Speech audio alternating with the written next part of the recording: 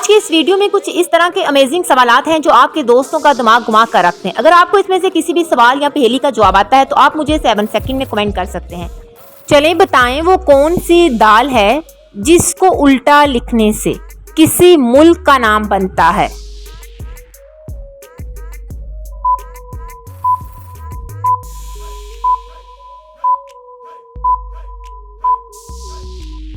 दाल का नाम है माश की दाल और मुल्क बनता है शाम।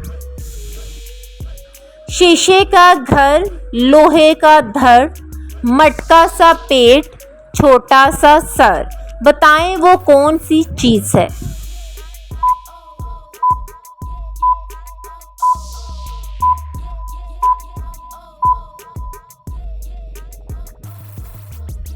वो छोटी सी चीज है बल्ब।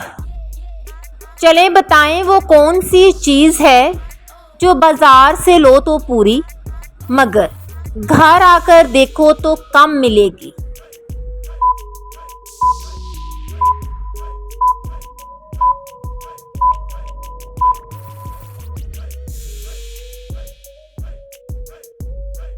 बहुत ही मजे का कॉमन सेंस का क्वेश्चन है।